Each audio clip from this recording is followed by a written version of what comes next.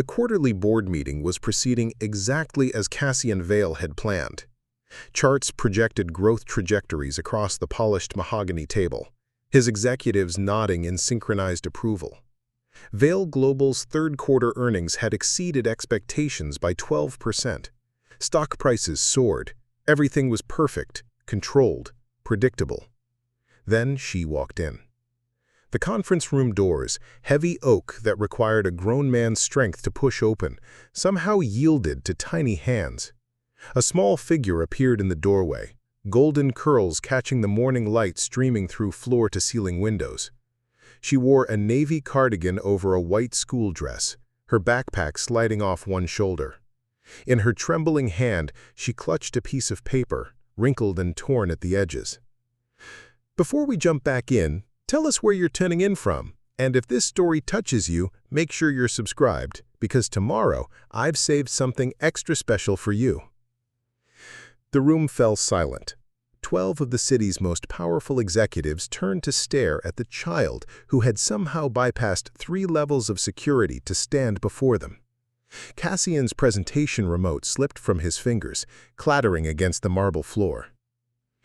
"Please," the little girl said, her voice barely above a whisper but somehow filling the cavernous space. "Please, don't make me choose between you and Mommy." Cassian's world tilted. The child's eyes, large and earnest, locked onto his. They were the same shade of green as his own, a detail he'd forgotten until this moment. She took a hesitant step forward, her scuffed Mary Jane shoes silent on the expensive carpet. "I drew this for you," she continued, unfolding the crumpled paper. Her small hands shook as she held it up. The drawing showed 3 stick figures in bright crayon, a woman with long yellow hair, a smaller figure with curls, and a tall man in a dark suit. They were holding hands under a rainbow, standing in front of a house with smoke curling from the chimney. Victor Dune, Cassian's lead attorney, was the first to recover. His chair scraped against the floor as he stood. "Security breach," he muttered into his phone. "Get someone up here immediately." "Wait!" Cassian's voice cut through the tension. Every eye in the room turned to him. He stood slowly, his 6-foot frame towering over the child, but somehow she seemed to command the space between them. "What's your name?" he asked, his voice gentler than it had been in decades. "Ilara," she said, pronouncing each syllable carefully. "Ilara Vale. I'm your daughter." The words hit him like a physical blow. Around the table, board members exchanged glances. Margaret Thorne, the company's oldest director, pursed her lips in disapproval. James Morrison's face had gone pale. I could practically hear their thoughts racing. Scandal, liability, reputation damage. "I overheard Mommy on the phone," Ilara continued, oblivious to the corporate panic surrounding her. "She was crying. She said the lawyers want to make me choose, but I don't want to choose. I love Mommy, and I want to love you too." Cassian's heart felt something crack inside his chest. This child, his child, had somehow found him in his tower of glass and steel. She'd navigated a building designed to intimidate, slipped past security meant to keep the world at bay, all to deliver a message that cut through every defense he'd built. "Mr. Vale?" Victor's voice was sharp with warning. "Perhaps we should—" "The meeting is over." Cassian's voice was final. He never took his eyes off Ilara as the room erupted in hushed protests. "Everyone out, now." "Cassian, you can't be serious," Margaret began. "But quarterly projections—" "I said, out." His voice carried the authority of a man who'd built an empire, but his gaze remained fixed on the small girl who had just shattered his carefully constructed world. The executives filed out reluctantly, Victor lingering by the door with obvious disapproval. When the last whispered conversation faded and the heavy doors clicked shut, Cassian found himself alone with a daughter he'd never known. Ilara looked so small in the massive boardroom, dwarfed by the leather chairs and imposing architecture. She still held the drawing, hope and fear warring in her expression. For the first time in years, Cassian Vale, master of mergers, architect of acquisitions, feared by competitors and revered by shareholders, had absolutely no idea what to do. "How did you find me?" he asked, his voice gentler than it had been in decades. Ilara perched on the edge of his leather sofa, her legs swinging freely above the floor. She'd placed the crumpled drawing on the coffee table between them, smoothing it carefully with small hands that trembled slightly. "Would you like something to drink?" he asked, the question feeling absurd even as he spoke it. What did 5-year-olds drink? He'd negotiated billion-dollar deals but had no idea how to talk to a child. His child. "Apple juice?" she asked hopefully. He pressed the intercom. "Sarah, could you—" He stopped. His assistant had gone home hours ago. The building was nearly empty except for security and cleaning staff. "I'm not sure we have apple juice." "That's okay." Ilara's voice was small, disappointed but trying not to show it. "Water is fine." He found himself walking to the executive refrigerator, searching through bottles of imported mineral water and energy drinks until he found a small carton of orange juice someone had left behind. It would have to do. When he returned, Ilara had moved closer to the drawing, tracing the crayon lines with her finger. "This is Mommy," she said, pointing to the yellow-haired figure. "She sings sometimes when she thinks I'm asleep, pretty songs that make me feel safe." Cassian handed her the juice, their fingers brushing briefly. Her skin was warm, real, undeniably connected to him in a way that made his throat tight. "And this one? That's you." She looked up at him with those familiar green eyes. "I drew you tall because Mommy said you were important, but I didn't know what your face looked like, so I just guessed." The stick figure wore a dark suit and had a briefcase in one hand. Its face was a simple circle with 2 dots for eyes and a straight line for a mouth. No smile, no frown. Just nothing. "Tell me about the fighting," he said, settling into the chair across from her. The distance felt both necessary and painful. Ilara's face clouded. "They don't fight with loud voices. Mommy doesn't yell.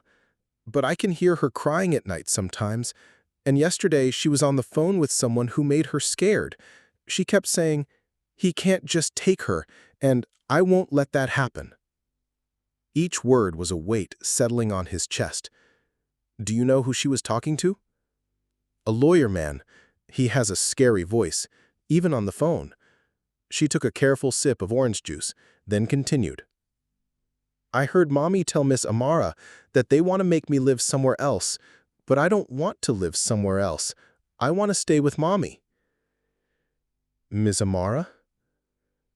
"Our neighbor. She makes the best cookies and helps me with my homework when Mommy has to work late." Ilara's voice grew smaller. "Is it true? Do I have to choose?" Cassian felt like he was drowning in air. This conversation was supposed to be theoretical. Custody battles were things that happened to other people, problems his lawyers handled with cold efficiency. He'd never imagined sitting across from a child, his child, who was asking him directly about the legal machinery grinding around her small life. "I don't know," he said honestly. "But I promise you, whatever happens, we'll figure it out together." "Together?" Her face lit up with hope so pure it almost broke him. "Does that mean you want to be my daddy for real?" The question hung in the air like a challenge. For years, Cassian had convinced himself that walking away had been the noble choice. Nerissa deserved better than a man who put work before everything else. A child needed stability, not a father who lived for quarterly reports and board meetings. He'd told himself his absence was a gift. Looking at Ilara now, he saw the lie for what it was. She didn't need his protection from his flaws. She needed him to be better. "I want to try, but I need to talk to your mother first. We have a lot to work out." Ilara nodded solemnly, then surprised him by sliding off the couch and walking around the coffee table. Before he could react, she'd climbed into his lap, her small arms wrapping around his neck. She smelled like strawberry shampoo in childhood, sweet and innocent and impossibly fragile. "I drew us holding hands. I hope that's okay." Cassian closed his eyes, feeling something he'd thought long dead stirring to life in his chest. When was the last time someone had hugged me without wanting something in return? When had he last felt needed for something more important than profit margins? "It's more than okay," he said, his voice rough with emotions he'd forgotten how to name. "Can I keep this drawing?" She pulled back to look at him, her face serious. "Only if you promise to look at it every day and remember that I love you, even though I don't know you yet." The words were a prayer and a forgiveness he didn't deserve. "I promise." As the city lights began to twinkle outside his windows, Cassian Vale held his daughter and felt his carefully ordered world crumble around him. For the first time in his adult life, he welcomed the chaos. The building's elevator wheezed and groaned between floors, a stark contrast to the silent efficiency of Vale Global's private lifts. Cassian stood in the cramped space, studying the address Ilara had written on a napkin in her careful 5-year-old handwriting. Apartment 4B. The hallway smelled of cooking spices and old carpet, sounds of life echoing from behind thin doors, television programs, crying babies, muffled conversations. He found the right door and hesitated. What did you say to a woman you'd abandoned 6 years ago? How did you explain walking away from the best thing that had ever happened to you because you were too afraid to fail at something that mattered? Before he could knock, the door swung open. Nerissa stood in the doorway, and time collapsed between them. She was thinner than he remembered, her auburn hair pulled back in a practical ponytail, but her eyes still held that spark of fierce intelligence that had first captivated him. Those same eyes now blazed with fury. "You have some nerve showing up here," she said, her voice low and controlled. She stepped into the hallway, pulling the door closed behind her. "Ilara's doing homework. She doesn't need to see this." "Nerissa, please. We need to talk." "Now you want to talk?" She crossed her arms, creating a barrier between them. 6 years of silence, Cassian. Not a call, not a letter, not a dime of support. And now you want to talk because it's convenient for you? The hurt in her voice cut deeper than any boardroom insult ever could. She was right. He'd convinced himself that staying away was noble, but really it had been cowardice dressed up as sacrifice. "I know I have no right to be here," he began. "You're damn right you don't." Her voice cracked slightly, and she looked away. "Do you know what it was like, being 19, pregnant, and completely alone? My parents disowned me when I couldn't." She stopped, composing herself. "I worked 3 jobs to keep us afloat, 3 jobs while I was pregnant because the father of my child decided we weren't worth staying for." Each word was a dagger, and he took them all without defense. "I was scared." "You were scared?" Her laugh was bitter. "I was terrified every single day. Terrified I wouldn't be able to pay rent, terrified something would happen to the baby, terrified I'd made the wrong choice. But you know what I wasn't? I wasn't a coward. Nerissa, she asks about you sometimes." The admission seemed to cost her. "I never knew what to say. How do you explain to a 5-year-old that her father chose money over family? That success was more important than watching her take her first steps or hearing her first words?" Before Cassian could respond, another door opened down the hall. A woman in her 60s emerged, gray hair neatly braided, wearing a floral apron that smelled of cinnamon. "Everything all right out here, sweetheart?" The older woman's eyes moved between Nerissa and Cassian with the protective instincts of someone who'd appointed herself guardian. "I'm fine, Amara." Nerissa's voice softened when she spoke to the woman. This is Ilara's father." Amara's expression hardened. "The one who—" "Yes, the one who." Amara studied Cassian with undisguised judgment. "Well, better late than never, I suppose, though 6 years late is cutting it pretty close. Mrs. Cassian extended his hand. "Collins. Amara Collins, and I've heard plenty about you, Mr. Vale." She didn't take her offered hand. "That little girl in there is the light of this hallway. We've all watched Nerissa raise her with more grace and strength than most people have in their entire bodies. If you're here to cause trouble, I'm here because Alara came to see me. She's scared about the custody proceedings." The words hung in the air like a bomb. Nerissa's face went white. "What custody proceedings? You mean you haven't—" Cassian stopped, realization dawning. "My lawyers. They filed without telling you first." "Your lawyers?" Nerissa's voice was deadly quiet. Amara stepped closer to Nerissa, her protective instincts on full alert. "What exactly are you saying, Mr. Vale?" "There's a legal team building a case. They want to pursue custody of Alara." The words felt like glass in his throat. "They say it's to protect the company's image, but what?" Nerissa's composure cracked. "You decided you wanted to play daddy now that it's convenient? Now that she's old enough to not need diapers and midnight feedings?" "No, that's not—" "Get away from my door." Her voice shook with rage. "Get away from my home. If you want to take my daughter, you'll have to drag me to court. But don't you dare stand here and pretend this is about what's best for Alara." "Nerissa, please. Go!"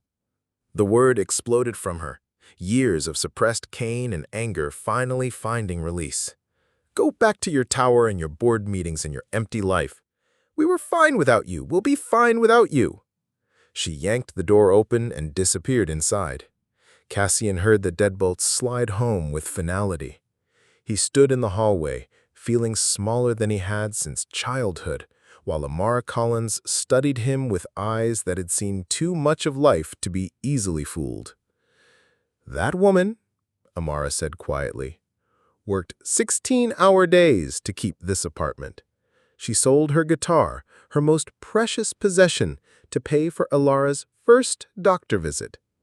She's never asked for help, never complained, never spoke your name with anything but sadness in her voice." She paused, letting the weight of her words settle. "If you're here to take that child away from the only parent she's ever known, then you're not just a coward, Mr. Vale. You're a monster." With that, she disappeared into her own apartment, leaving Cassian alone in a hallway that smelled of other people's lives, messy, complicated, real lives that he'd spent years avoiding. Through the thin door, he could hear Alara's voice asking, "Mommy, why are you crying?" The sound of his daughter comforting the woman he'd abandoned was more than he could bear. He turned and walked back toward the elevator, but Nerissa's words followed him. "We were fine without you. We'll be fine without you." The terrible thing was, he knew she was right. They had been fine without him. The question that haunted him as he descended back to his car, back to his empty penthouse, was whether he could be fine without them. Victor Dune's office occupied the 42nd floor of Vale Global, its windows offering a commanding view of the city below. Unlike Cassian's space, which maintained some warmth despite its corporate grandeur, Victor's domain was all sharp angles and cold surfaces, steel, glass, and black leather that reflected his approach to life. Everything was a transaction. Every relationship had terms and conditions. He stood with his back to Cassian, watching traffic crawl through the streets like ants in a maze. "A child," he said, his voice carrying the particular disdain he reserved for complications. "In the boardroom, during quarterly presentations. She's my daughter, Victor. She's a liability." Victor turned, his smile sharp as a blade. "The board is asking questions. Margaret Thorne called me personally. James Morrison is concerned about image stability.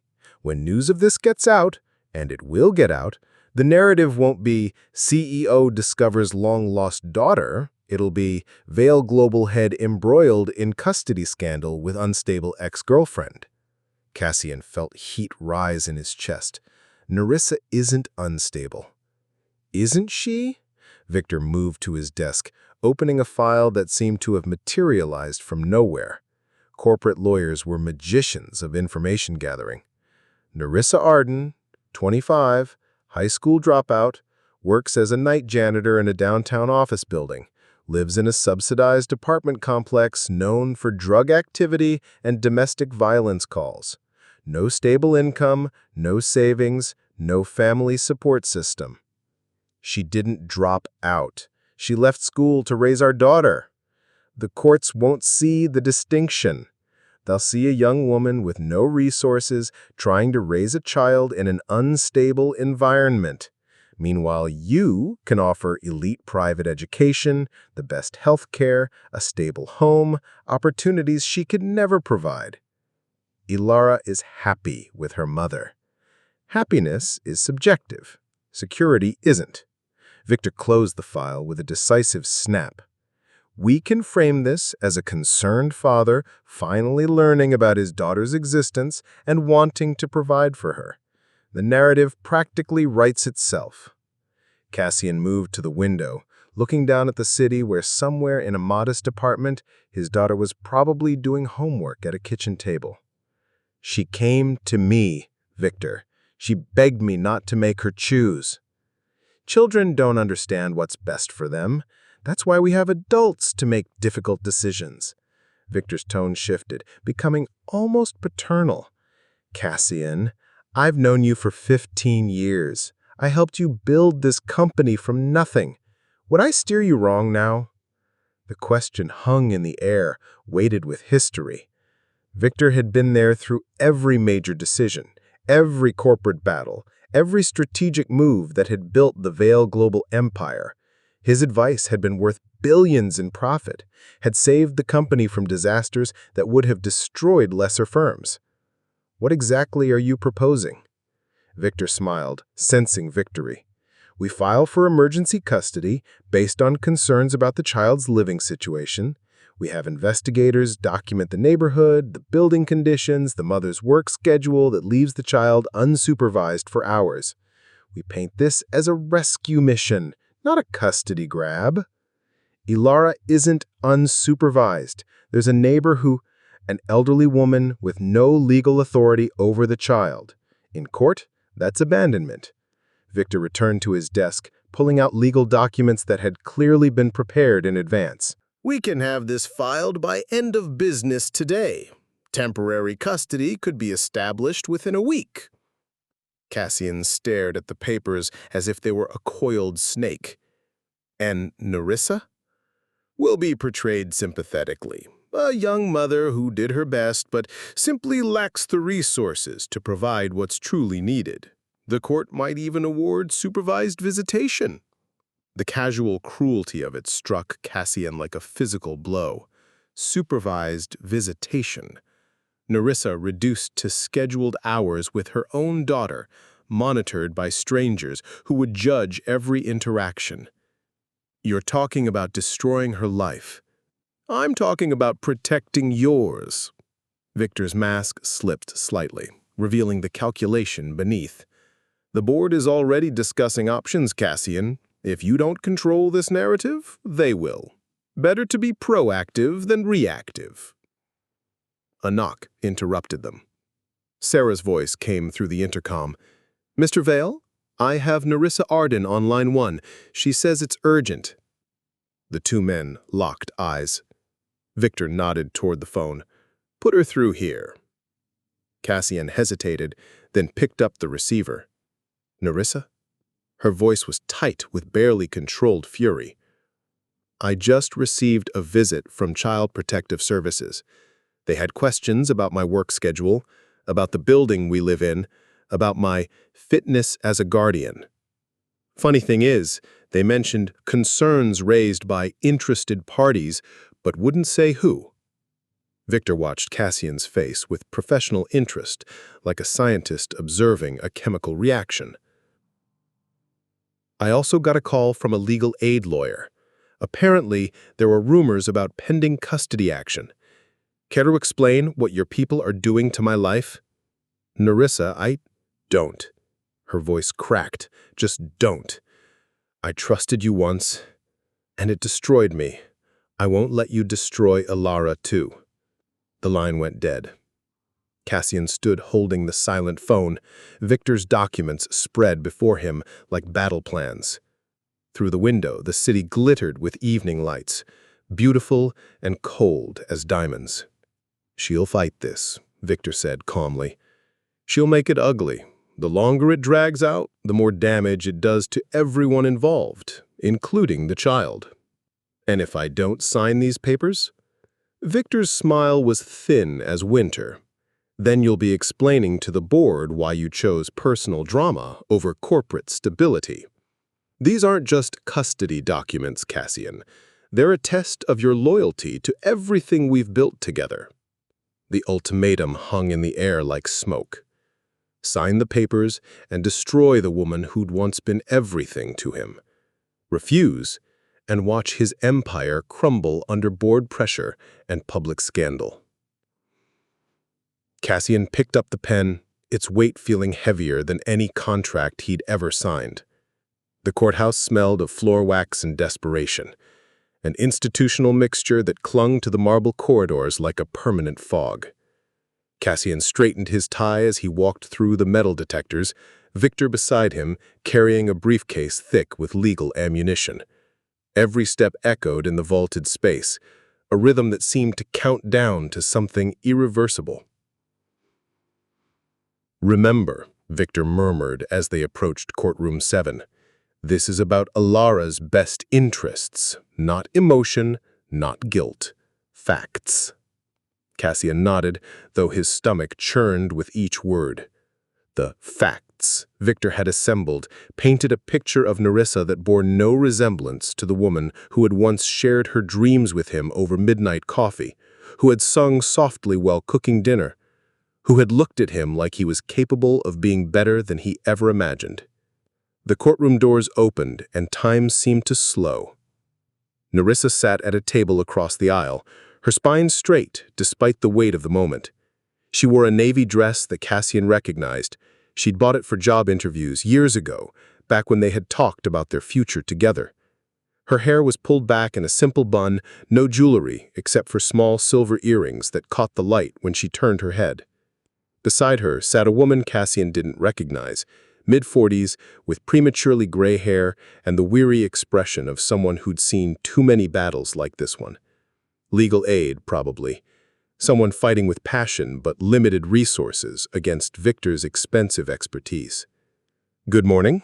We're here for preliminary custody determination in the matter of Vale versus Arden, concerning the minor child, Alara Rose Vale.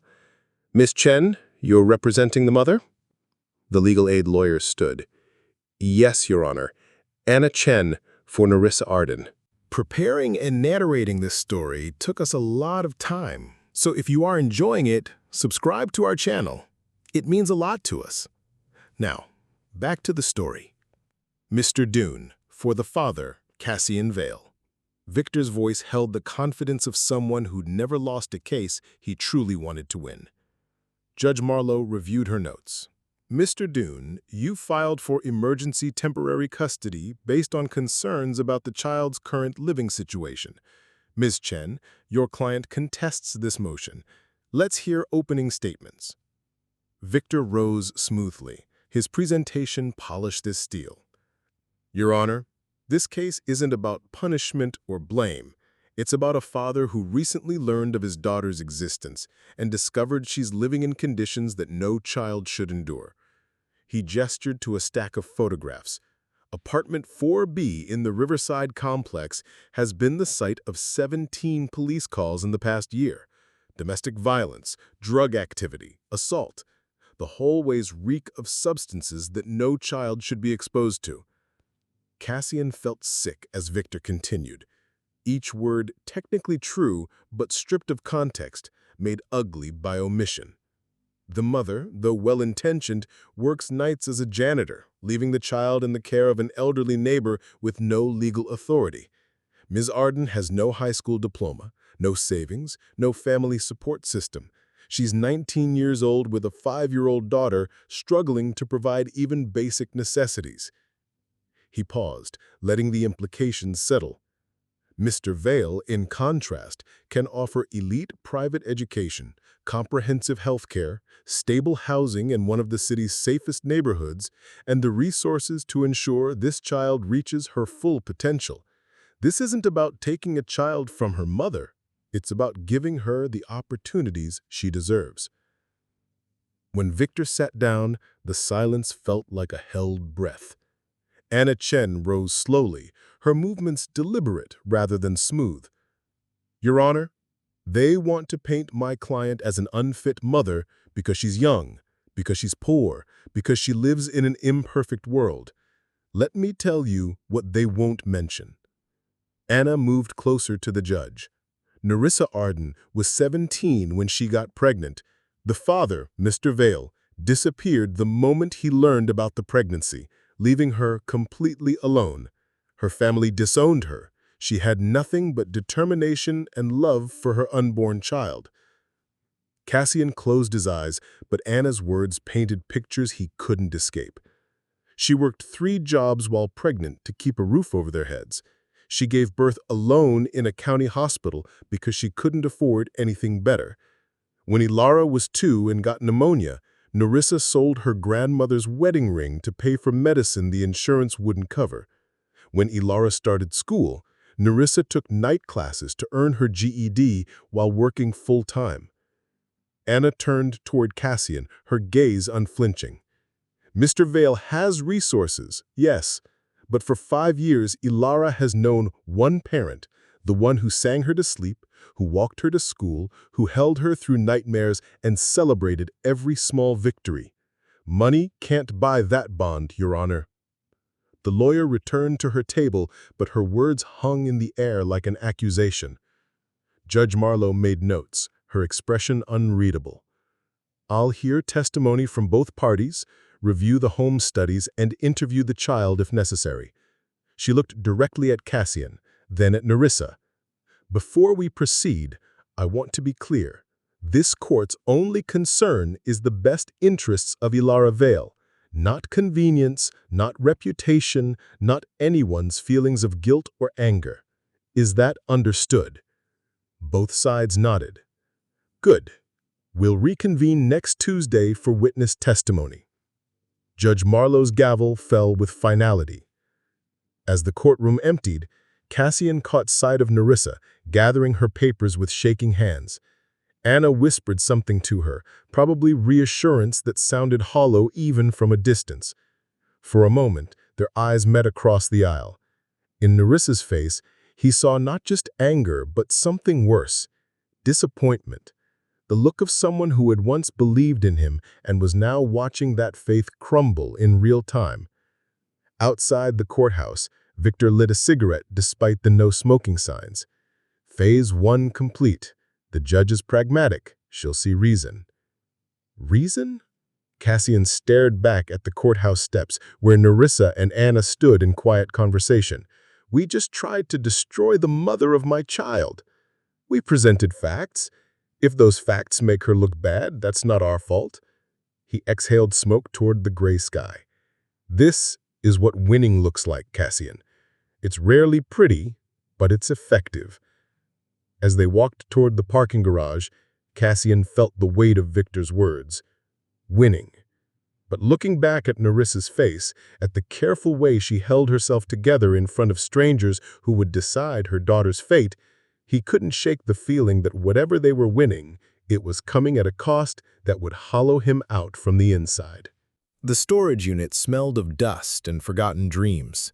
Cassian stood in the doorway, key heavy in his hand, staring at boxes he'd sealed away 6 years ago when he convinced himself that moving forward meant leaving everything behind.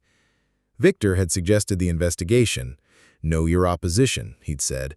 But this wasn't strategy. This was archaeology of the heart. The first box contained photographs. Cassian's hands trembled as he lifted the top picture. Nerissa, at 19, laughing at something off camera, her hair wild from lake wind. They'd driven to the mountains that weekend, before everything became complicated, when love felt simple and the future stretched endlessly ahead. In the photo, her hand rested on her still flat stomach. neither of them knowing yet that their child was already growing inside her. Beneath the photographs, he found the demo CD that had started everything. Nerissa Arden, Original Compositions. The label was handwritten in her careful script, decorated with small musical notes. He'd discovered her singing at a coffee shop near campus, her voice wrapping around lyrics she'd written herself, raw and beautiful and completely unself-conscious. After her set, he'd approached with the arrogance of youth, offering to help her career with his business connections. She laughed. "I don't need help. I need an audience that listens." He'd become both for a while. Cassian found his laptop and slid the CD into the drive. The first track began with just her voice and an acoustic guitar, a song about leaving home and finding yourself in unfamiliar places. He remembered sitting in her tiny apartment while she worked out the bridge, humming possibilities under her breath. She'd been so passionate about the music, staying up until dawn to capture a melody, filling notebook after notebook with lyrics that told stories of heartbreak and hope. "What happened to us?" he whispered to the empty storage unit. The song shifted to one he remembered too well, Unfinished Symphony, about love that couldn't find its ending. She'd written it after our first fight, when he'd missed dinner because of a crucial client meeting that could have waited until morning. Even then, ambition was pulling him away from what mattered. The third song stopped him cold. Letter to Tomorrow, a haunting melody about promises made to an unborn child. She must have written it after she found out about the pregnancy, after he'd already started pulling away with talk of not being ready and needing to focus on building security for our future.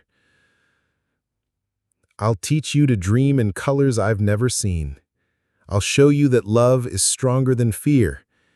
And when the world gets heavy, I'll be the voice that whispers, you're worth more than they'll ever know." Cassian closed his eyes, remembering the night she'd played this song for him. She'd been glowing with excitement and terror, her hands protective over her still small bump. "I know it's scary, but we can do this, together." He'd nodded and said the right words, but fear was already calcifying in his chest. His own father had abandoned their family when Cassian was 12, leaving behind debt and disappointment. What if he carried that same weakness? What if love wasn't enough to override genetics and inevitability? So he ran, called it sacrifice, convinced himself that leaving was noble. Let her believe he didn't care, rather than risk staying and proving he was as weak as the man who'd failed him.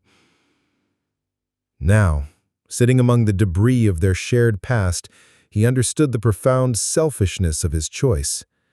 He'd protected himself from the possibility of failure by guaranteeing it. His phone buzzed. A text from his private investigator. "Ilara's school report attached. Teacher wants to speak with you." Cassian drove to Meadowbrook Elementary in a daze, the melodies from Nerissa's CD still echoing in his head. The school was modest but well-maintained, with children's artwork covering every available wall. He found Mrs. Rodriguez's classroom after the final bell, elementary chaos giving way to quiet preparation for the next day. "Mr. Vale?" The teacher was younger than he'd expected, with kind eyes and paint stains on her cardigan. She led him to a corner where children's desks were arranged in colorful clusters. Ilara's workspace was neat, her supplies organized with the precision of someone who'd learned early that taking care of things was important. On the wall above her desk, a display showed student artwork, My Family, in crayon and marker. Ilara's drawing was different from the others. While her classmates had drawn traditional houses with 2 parents and siblings, Ilara's family was just 2 figures, herself and a woman with long hair. But in the corner, drawn smaller and fainter, was a third figure, a man in a suit, separated from the others by what looked like distance or glass. She's been drawing him for months, always separate, always watching. When I asked about it, she said he was too busy to come home. but that maybe someday he'd want to be part of the picture. Cassian felt his throat close. How's she handling everything? She's resilient, but she's been more withdrawn lately. Yesterday she asked me if children get in trouble when their parents fight. She wanted to know if there was anything she could do to make them stop. Mrs. Rodriguez touched the drawing gently. She's carrying weight no 6-year-old should carry. What do I do? The teacher studied him with the same assessing gaze she probably used on difficult students. Be honest. Children sense pretense from miles away. Ilara doesn't need a perfect father. She needs a real one. Someone who admits mistakes and shows up anyway. As Cassian drove home through evening traffic, Mrs. Rodriguez's words echoed alongside Nerissa's old songs. Be honest. Show up anyway. The simple concepts that felt revolutionary after years of corporate maneuvering and careful image management. Back in his penthouse, the silence felt oppressive. He poured himself a whiskey and stood at the floor-to-ceiling windows, looking out over a city that sparkled with life he'd never let himself be part of. Somewhere out there, Nerissa was probably helping Ilara with homework, making dinner on a budget that allowed no waste, singing the songs she'd given up her career to prioritize. And here he stood in luxury, paid for by the dreams he'd abandoned and the family he'd betrayed. The custody papers sat on his desk, waiting for his signature. Victor's strategy was sound. They would probably win. But as Nerissa's voice whispered from his laptop speakers about promises made to an unborn child, Cassian began to understand that winning might be the worst thing that could happen to all of them. He picked up his phone and dialed Victor's number. "We need to talk," he said when the lawyer answered. "About the case, about everything." There was a pause. "Cassian, what's wrong?" "I'm not sure I'm fighting for the right thing." Victor's sigh was audible. "We'll discuss this tomorrow. You're emotional right now. That's understandable. But don't make any rash decisions." After hanging up, Cassian returned to the window. Tomorrow he would have to choose. Continue down Victor's path of legal warfare, or find the courage to admit that maybe, just maybe, some things were more important than winning. The city glittered below, full of families having dinner together, children being tucked into bed by parents who'd never left. Simple happiness that no amount of money could buy. For the first time in years, Cassian Vale felt the weight of everything he'd given up in pursuit of everything that didn't matter. The boardroom felt like a tribunal. 12 faces stared at Cassian across the polished mahogany table, their expressions ranging from disappointment to barely concealed hostility. The morning papers lay scattered across the surface, headlines screaming variations of the same story. Vale Global CEO in custody battle, and corporate giant's family drama unfolds in court. Margaret Thorne's voice cut through the tension like ice.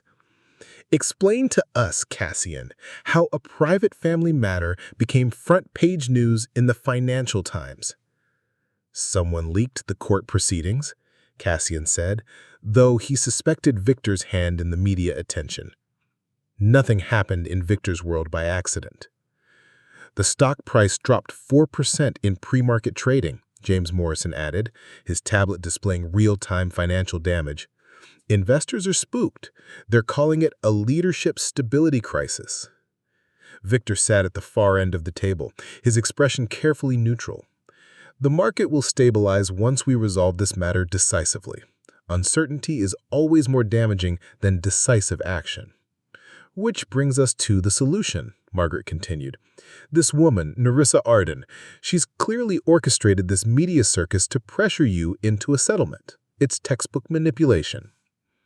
"She didn't leak anything to the press," Cassian said quietly. "How can you be certain?" Margaret's eyebrows rose. "A young single mother facing a custody battle with one of the city's wealthiest men? The temptation for media sympathy must be overwhelming." Cassian felt heat building in his chest. These people had never met Nerissa, knew nothing about her character, her dignity, her fierce protection of Alara's privacy. They saw only strategy and leverage, threats and opportunities. "Because I know her," he said. "You knew her 6 years ago," Victor interjected smoothly. "People change when they're desperate, when they have nothing to lose." "She has everything to lose." Cassian stood, his voice carrying more force than he intended. "Her daughter, the most important thing in her world." The boardroom fell silent. Margaret exchanged glances with the other directors, their expressions shifting from annoyance to something closer to alarm. "Cassian," Margaret's voice took on the patient tone reserved for managing unstable executives, "perhaps you should step back from this situation and let Victor handle the legal proceedings while you focus on running the company." Are you questioning my judgment? We're questioning your objectivity, James said bluntly. This woman has clearly gotten under your skin. It's affecting your decision-making. My decision-making? Cassian laughed, but there was no humor in it. My decision-making built this company. My instincts have made every person in this room wealthy beyond their wildest dreams. And now you're suggesting I can't be trusted because I care about my daughter's well-being? We're suggesting, Margaret said carefully, that emotional attachment to this situation is clouding your professional responsibilities. The company must come first. The words hung in the air like a challenge. For 15 years, Cassian had lived by that principle. Company first, profits first, success above all else. It had cost him everything meaningful, but it had built an empire. What if it doesn't? He asked quietly. Excuse me? What if the company doesn't come first? What if there are things more important than quarterly earnings and stock prices? The silence stretched uncomfortably. Several board members looked genuinely confused, as if he'd started speaking a foreign language. Victor cleared his throat. Cassian, you're clearly under stress. Why don't we table this discussion? I'm not under stress. I'm awake. For the first time in years, I'm actually awake. He moved to the windows overlooking the city. Somewhere out there, Nerissa was probably at work, cleaning offices for people who wouldn't bother to learn her name. Ilara was in school, carrying the weight of adult problems on 6-year-old shoulders, and here he sat in a room full of people more concerned about stock prices than a little girl's happiness. The company will survive this, he said, without turning around. But if I lose my daughter because I was too busy protecting our image to fight for what matters, I'll never forgive myself, and I'll never forgive any of you for pushing me toward that choice. He turned back to face the table.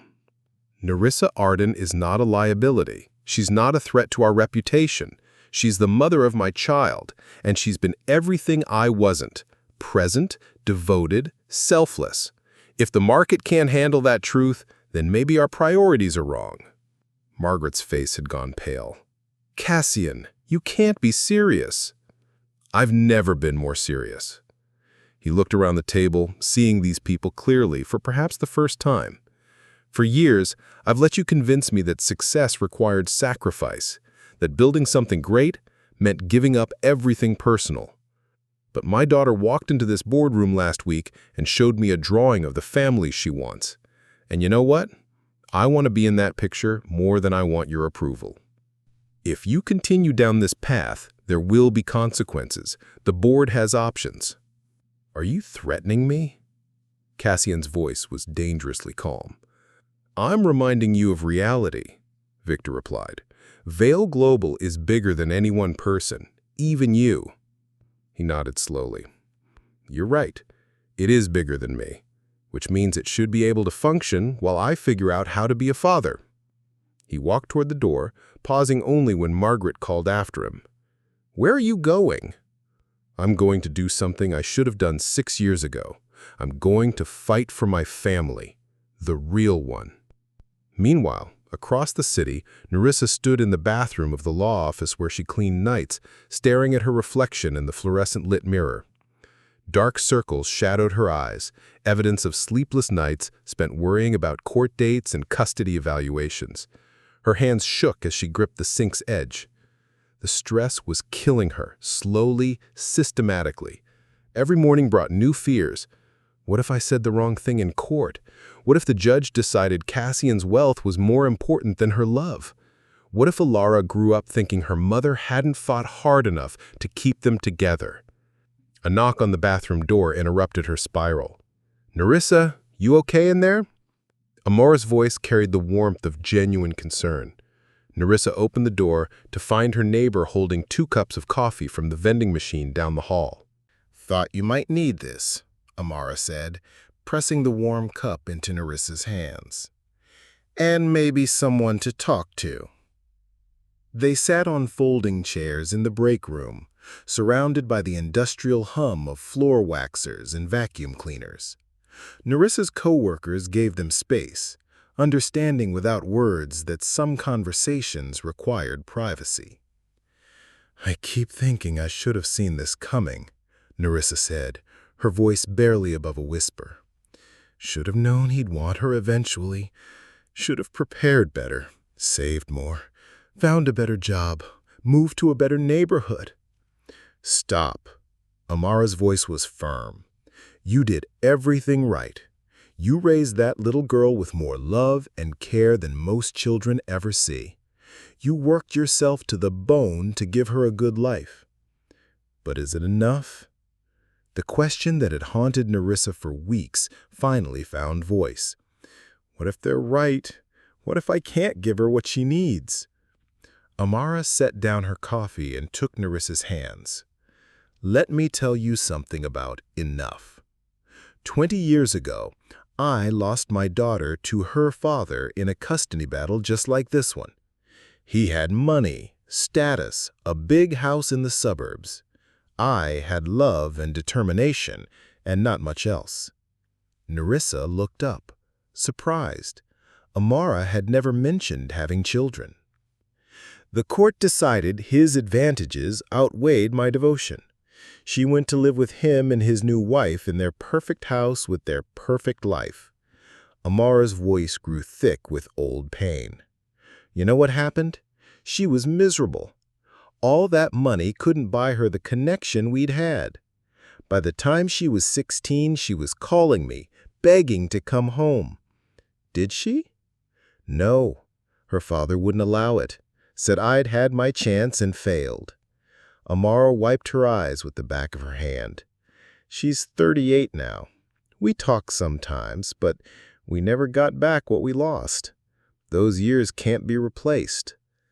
Nerissa felt tears burning behind her eyes. "Why are you telling me this?" "Because you're not me, and this isn't 20 years ago. Because you have something I didn't have. A daughter brave enough to walk into her father's office and speak her truth. Alara knows where she belongs, Nerissa. She knows who her real family is." "But what if—" "No what ifs. What ifs will drive you crazy. Focus on what you know is true. You love that little girl more than life itself. You've proven it every day for 6 years. That matters. That counts for something." As they sat in the break room, surrounded by the tools of Nerissa's humble work, Amara's words began to penetrate the fog of fear that had clouded Nerissa's thinking. Money was powerful, but love was stronger. Cassian could offer Alara advantages, but he couldn't offer her the bond they'd built through 1,000 small moments. Bedtime stories, scraped knees kissed better, proud smiles at school plays, whispered encouragements during nightmares. "Tomorrow," Nerissa said, her voice growing stronger, "when they come to evaluate our home, I'm going to show them what we've built together. Not perfect, but ours." Amara smiled. "Now you're thinking like the fighter I know you are." For the first time in weeks, Nerissa felt something stronger than fear stirring in her chest: determination. She might not have Cassian's resources, but she had something he'd thrown away: the unbreakable bond between a mother and her child. The battle wasn't over, but she was ready to fight. The courthouse was more crowded than usual, reporters and curious onlookers drawn by the media attention that had somehow transformed a private custody dispute into public spectacle. Nerissa kept her arm protectively around Alara as they walked through the gauntlet of clicking cameras and shouted questions. The little girl pressed close to her mother's side, overwhelmed by the chaos. "Don't look at them, sweetheart," Nerissa whispered. "Just look at me." Anna Chen met them at the courthouse entrance, her expression grim. "The judge isn't happy about the media circus. She's threatening to hold everyone in contempt if this turns into a zoo." Inside courtroom 7, the atmosphere was electric with tension. Cassian sat at the plaintiff's table with Victor, his expensive suit unable to hide the exhaustion etched in his face. He looked up when Nerissa and Alara entered, and for a moment their eyes met across the divided space. Something passed between them. Not forgiveness, but recognition of shared anguish. "All rise for the Honorable Judge Patricia Marlowe." Judge Marlowe entered with the stern expression of someone who'd had enough of legal theatrics. She settled behind the bench and fixed both legal teams with a withering stare. "Before we proceed," she began, her voice carrying the weight of absolute authority, "let me make something crystal clear. This courtroom is about one thing: the best interests of a 6-year-old child. Not media attention, not corporate reputation, not anyone's wounded pride. If I see any grandstanding or manipulation designed for the cameras outside, I will hold you in contempt. Is that understood?" Both sides nodded soberly. Good.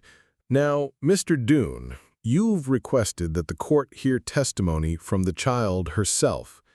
This is highly unusual in a case involving someone so young. Victor stood smoothly. Your Honor, given the unique circumstances and the child's demonstrated ability to articulate her feelings, we believe her direct testimony is crucial for the court's understanding. Anna Chen shot to her feet. Objection, Your Honor. Putting a 6-year-old child on the stand in her parents' custody battle is traumatic and inappropriate. She shouldn't be forced to choose between her parents in open court. Judge Marlowe considered this carefully. I'm inclined to agree with Miss Chen. However, she looked directly at Alara, who sat quietly beside her mother, clutching a new drawing. The child has already demonstrated remarkable courage in expressing her desires. If she wishes to speak, I'm willing to listen. All eyes turned to Alara. She looked up at her mother with those serious green eyes that held too much wisdom for her years. "Can I tell the judge what I drew?" she asked in a small voice. Nerissa's heart clenched. "Only if you want to, baby. You don't have to say anything if you don't feel ready." Alara nodded solemnly and stood up. Anna Chen started to object again, but Judge Marlowe raised her hand. "Come here, sweetheart," the judge said gently, gesturing to a small chair that had been placed near the bench rather than in the formal witness box. "What's your name?" "Alara Rose Vale," she said clearly, walking with careful steps to the chair. Her small voice carried in the hushed courtroom. "I'm 6 years old, and I'll be 7 on my next birthday." "That's coming up soon, isn't it? What would you like for your birthday?" Alara's face brightened slightly. "I want a tea party with my mommy and daddy together, not taking turns, together." The simple words hit the courtroom like a physical force. In the gallery, several people wiped their eyes. Cassian gripped the edge of the table so hard his knuckles went white. "Can you tell me about your drawing?" Judge Marlowe asked. Alara unfolded the paper carefully. This drawing was different from the others, more detailed, more thoughtful. "This is my family," she said, holding it up. "Mommy and Daddy and me. We're all holding hands, and nobody is far away anymore." "Where would you like to live, Alara?" The question everyone had been waiting for hung in the air. Ilara looked back at her mother, then across the aisle at Cassian. Her small face was serious, contemplative. "I want to live where my family is, but my family is broken right now. Mommy cries sometimes when she thinks I'm sleeping, and Daddy—" She looked directly at Cassian. "Daddy looks sad when he thinks nobody is watching." Cassian felt tears burning behind his eyes. This child, his child, saw everything with the clarity that only innocence could provide. "I don't want to choose between them," Ilara continued, her voice growing stronger. "That's not fair. When kids at school fight, the teacher makes them work it out together. She doesn't make one of them go away forever." Judge Marlowe leaned forward slightly. "What do you think would help your parents work it out?" Ilara considered this seriously. "Maybe they could remember why they made me in the first place. Mommy says I was made with love, even though things got complicated later. Maybe they could try to find that love again." The courtroom was utterly silent, except for the quiet sound of someone crying. Ilara looked around at all the adults staring at her, then back at the judge. "I know I'm just a little kid, but I think grown-ups sometimes forget the simple things, like how good it feels when someone hugs you just because they love you, or how nice it is when your family sits together at dinner and nobody's checking their phone." She climbed down from the chair and walked to the center of the courtroom, equidistant between both parents. "Please," she said, her voice carrying with perfect clarity to every corner of the room. "Please don't make me choose between you and Mommy. I need you both. I love you both. Can't we just be a family without all the fighting and the lawyers and the sad faces?" Cassian stood abruptly, his chair scraping against the floor. "Your Honor," his voice was rough with emotion, "I need to say something." Victor grabbed his arm. "Cassian—" "No," Cassian shook him off. "I need to say this." Judge Marlowe nodded. "Go ahead, Mr. Vale." Cassian walked to where his daughter stood, kneeling down to her eye level. "Ilara, I'm sorry. I'm sorry I wasn't there when you were born, or when you took your first steps, or when you learned to ride a bike. I'm sorry I let fear make my choices instead of love." He looked up at Nerissa, his voice breaking. "And I'm sorry I tried to take you away from the best mother any child could have. Your mommy isn't unfit. I was. I was the one who failed our family, not her." The admission rippled through the courtroom like a shockwave. Victor's face went ashen. "I don't want custody," Cassian continued, his words directed to the judge but his eyes on his daughter. "I want a chance to earn the right to be in this picture she drew. Not because a court ordered it, but because I finally learned how to be the father she deserves." Ilara threw her arms around his neck, and for the first time in her life, she hugged her father while her mother watched with tears streaming down her face. Judge Marlowe cleared her throat, her own voice thick with emotion. "I think we need a recess to consider these developments. Court will reconvene in 1 hour." As the courtroom began to empty, the three of them remained in the center of the space, Cassian kneeling with Ilara in his arms, Nerissa standing close enough to touch but still separated by years of hurt and mistrust. "Can we try again?" Cassian asked quietly, the question directed at both of them. "Can we find a way to be the family she drew?" For the first time in 6 years, Nerissa looked at him without anger. "I don't know," she said, honestly, "but maybe we can try?" The small cafe 3 blocks from the courthouse felt like neutral territory. Cassian sat across from Nerissa and Ilara, 3 cups between them, coffee for the adults, hot chocolate with extra marshmallows for Ilara. The familiar sounds of everyday life hummed around them, the espresso machine hissing, quiet conversations at nearby tables, the soft jazz that made everything feel less fraught with consequence. "I fired Victor," Cassian said quietly, stirring his coffee without drinking it. "This morning, before court. I should have done it weeks ago." Nerissa looked up, surprised. He's been your lawyer for years. He's been my enabler for years, telling me what I wanted to hear instead of what I needed to hear, making it easy to choose profit over people, image over integrity. He met her eyes. I'm withdrawing the custody petition. Completely. No conditions, no strings attached. Alara looked between her parents with the careful attention of a child who'd learned to read adult moods for her own survival. Does that mean no more court? No more court, Cassian confirmed. No more lawyers fighting about where you should live. You belong with your mother, sweetheart. I never should have questioned that. Relief flooded Nerissa's face, but wariness remained in her eyes. Why now? What changed?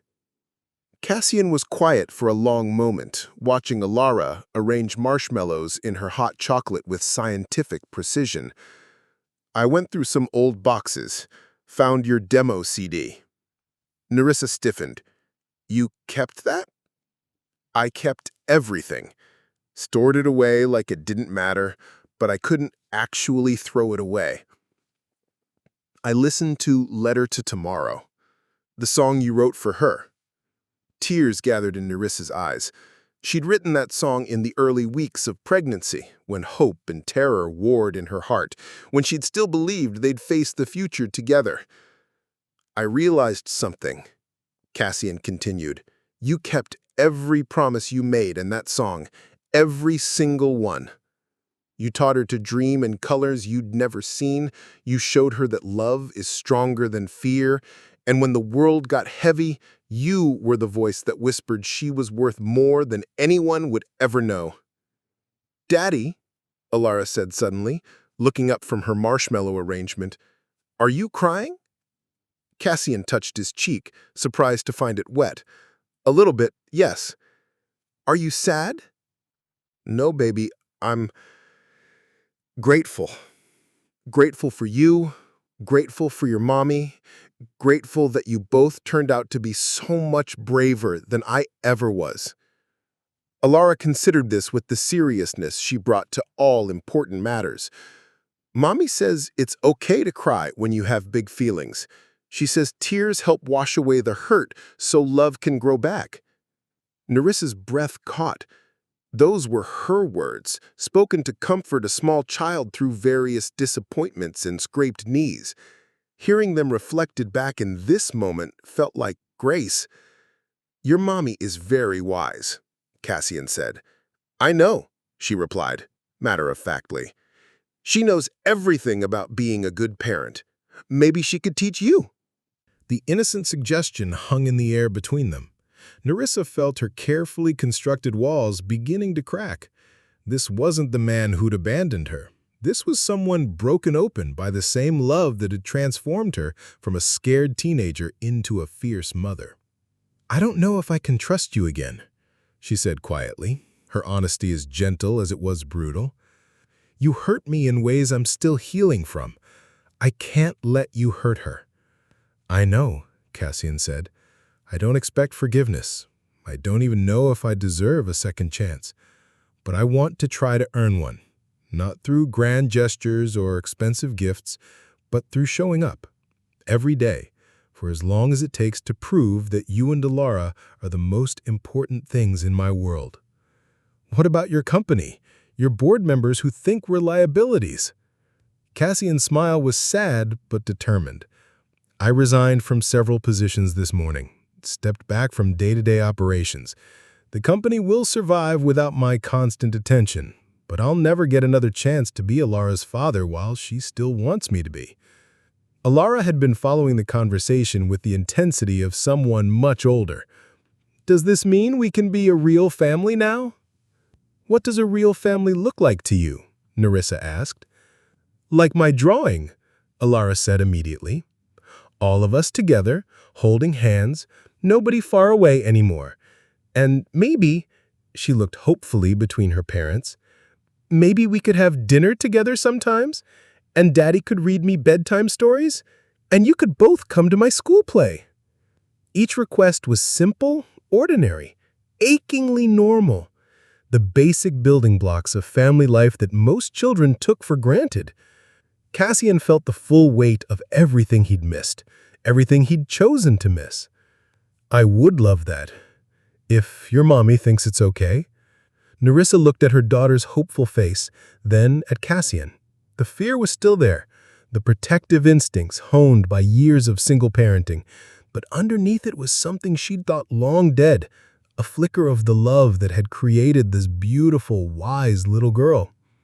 "We can try," she said carefully, slowly, with boundaries and honesty, and the understanding that if you walk away again— "I won't," Cassian interrupted.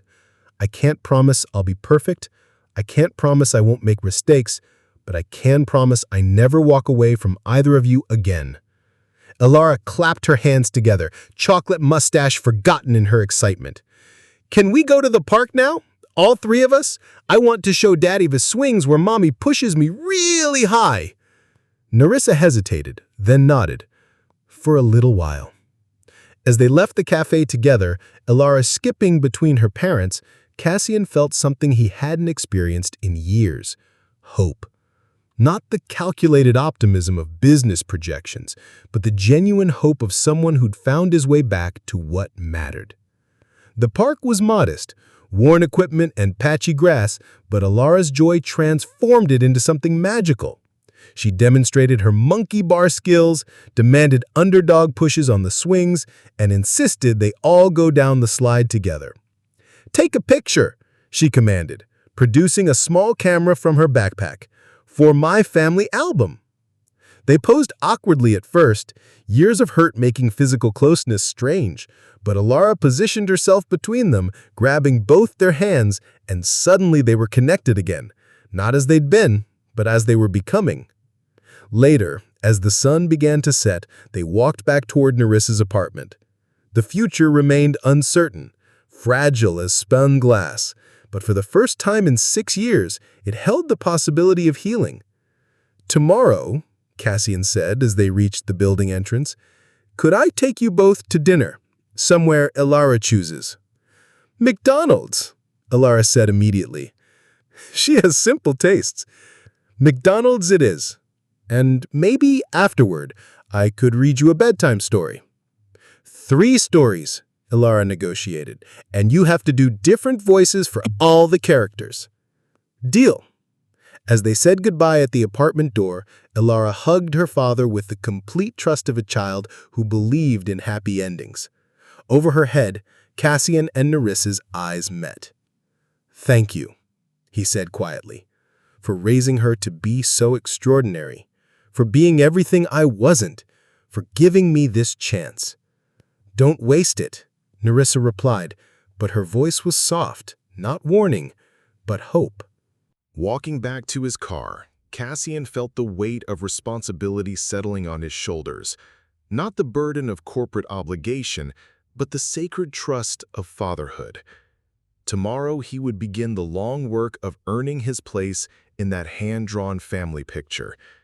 Tonight, for the first time in years, he would sleep with the knowledge that he was finally fighting for the right thing. 3 months had passed since the courthouse, and autumn was painting the city in shades of gold and crimson. Riverside Park looked different in the soft October light. The same worn playground equipment and patchy grass, but transformed by the laughter of a 6-year-old girl who finally had both parents pushing her on the swings. "Higher, Daddy! Higher!" Elara called out, her curls flying as Cassian gave her another gentle push. Her laughter rang across the park, pure and uninhibited, the sound of a child whose world had finally settled into place. Nerissa sat on the nearby bench, watching this scene that had once seemed impossible. 3 months of careful steps, tentative conversations, and slowly rebuilt trust.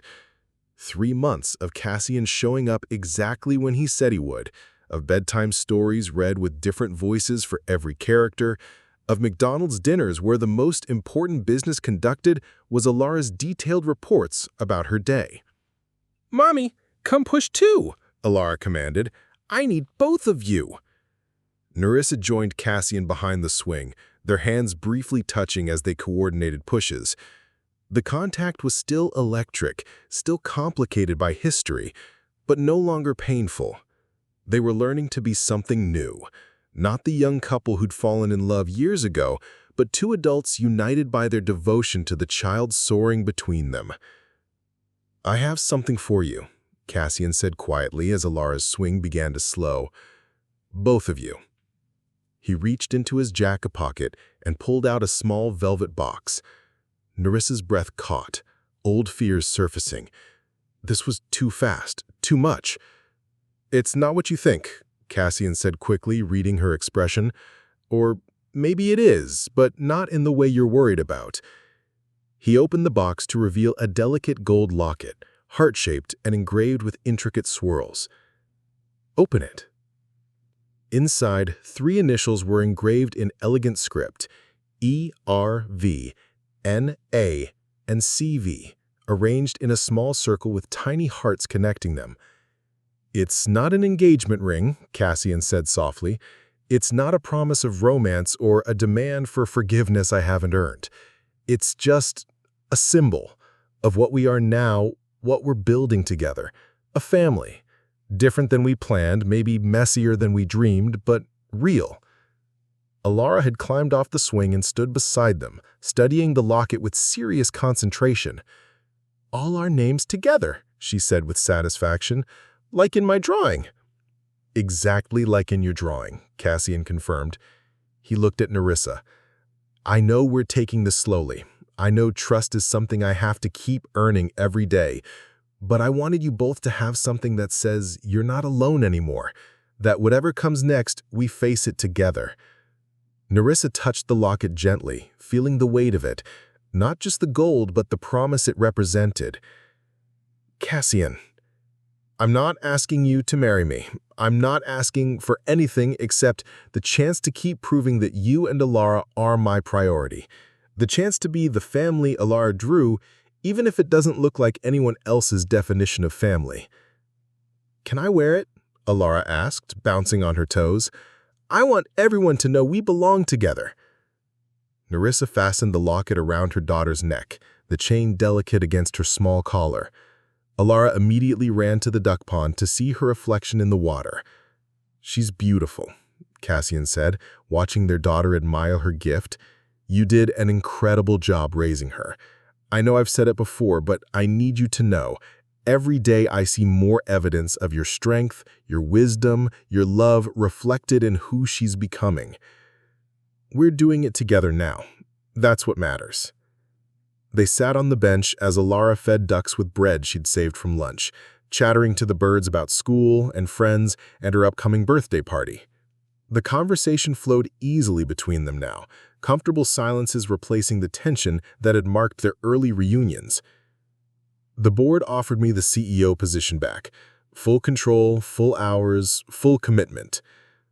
Nerissa felt her stomach drop. "What did you tell them?" "I told them I already have a full-time job, being Alara's father, being part of this family." He gestured toward their daughter, who was now trying to teach a particularly stubborn duck to shake hands. "They found someone else who wants to live in boardrooms. I want to live here." "Here?" "Wherever you and Alara are. I've been thinking, maybe it's time I found a place in your neighborhood. Nothing fancy, just somewhere close enough that Alara can walk between homes, that bedtime stories don't require an hour drive." The suggestion was casual, but Nerissa heard the deeper question underneath. How close was too close? How much togetherness could their fragile new dynamic handle? "There's an apartment 2 floors up from us," she said carefully. "Mrs. Patterson is moving to be closer to her grandchildren. It's small, but close enough for family dinners and far enough for everyone to have their own space," Cassian finished. "That sounds perfect." Alara came running back to them, wet from splashing and glowing with happiness. "The ducks said thank you for the bread, and they want to know if we're having our picnic now." Cassian spread a blanket on the grass while Nerissa unpacked sandwiches and juice boxes. Simple food, nothing fancy, but it tasted like celebration. As they ate, Alara pulled out her latest drawing, the same family of 3, But now they were sitting on a picnic blanket under a tree, the sun shining overhead. "This is today," she announced proudly. "This is us being a real family." "What makes it real?" Nerissa asked. Ilara considered this with her characteristic seriousness. "Because nobody's far away anymore, because we're all here together and we all want to be here, and because," she looked between her parents, "because you both love me enough to figure out how to love each other again." The words were simple, profound, devastating in their clarity. Out of the mouths of babes came truths that adults spent years learning. As the afternoon sun began to set, painting the park in golden light, they packed up their picnic and walked slowly toward home. Ilara skipped ahead, the locket catching the light as she moved, but she kept looking back to make sure her parents were following together. "Thank you," Cassian said as they reached the apartment building. "For what?" "For believing people can change. For letting me prove that love is stronger than fear, even when it takes 6 years to figure it out." He paused. "For giving me the chance to be in the picture." Nerissa smiled, the expression transforming her face with warmth that had been absent for too long. "We're all learning as we go. That's what families do." Inside the building, Ilara ran ahead to tell Amara about the locket and the ducks and the perfect day at the park. Her voice echoed in the stairwell, full of joy and security and the absolute certainty of a child who finally had everything she'd drawn in crayon. Following behind, Cassian and Nerissa climbed the stairs together. Not as lovers, not yet as partners, but something new and fragile and full of possibility. A family rebuilt from broken pieces, held together not by legal documents or social expectations, but by the fierce love of a little girl who had refused to let the adults in her life give up on each other. Outside the apartment window, the city glittered with a million lights, each one representing dreams and hopes and families of every shape and size. But inside apartment 4B, 3 hearts beat in harmony, finally understanding that the most precious things in life can't be bought, sold, or traded. They can only be nurtured, protected, and cherished. And sometimes, if you're very lucky and very brave, they can be found again. Up next, you've got 2 more standout stories right on your screen. If this one hit the mark, you won't want to pass these up. Just click and check them out.